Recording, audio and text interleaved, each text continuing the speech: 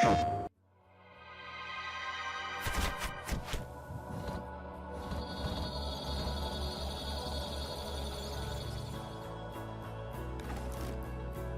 Retribution is a free-to-play, first-person shooter. It takes place in a universe that's sort of dystopian, dilapidated, maybe 20, 30 years out in the future.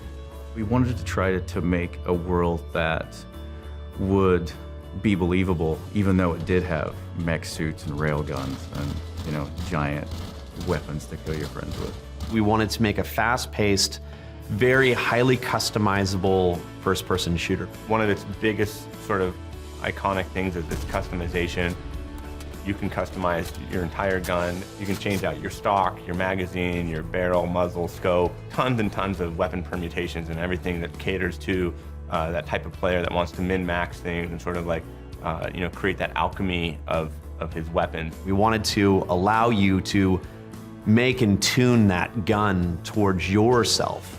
And as we moved into Blacklight Retribution, we allowed you to define your entire character. So not only just how you look, but also how you play. What we wanted to do when we first started talking about Retribution was allow a medic class not just to have an assault rifle. If you are a medic, you can have a heavy machine gun, or you could be a sniper, you can be an X or Y or Z. We want the player to define their play experience and their play style, not us. In the digital free-to-play world, there's a lot of interaction with the community. You know, we're constantly updating it and we're constantly patching it. You put out a mainstream title and it comes out, there's a DLC for X years, and then the second one that comes out, nobody usually keeps on playing. With a free-to-play, it's the same game and it just evolves.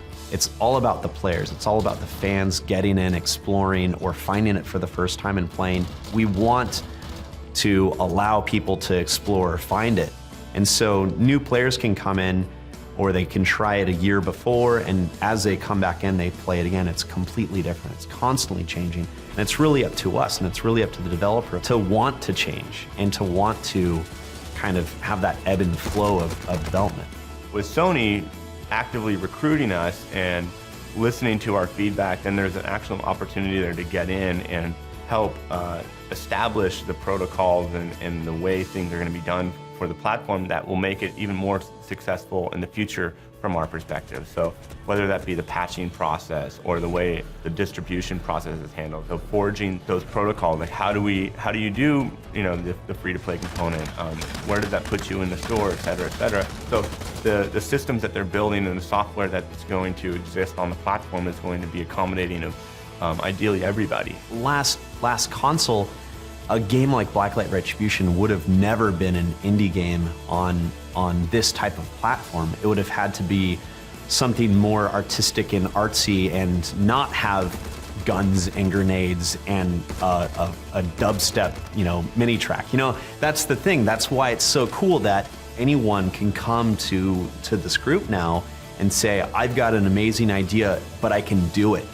That's the thing. We want to make our games become so much better, and Sony's really allowing us as independent developers to really make that system, that game that's going to be really amazing, and it's going to allow the gamers to experience the thing that the devs wanted to make versus what they had to make.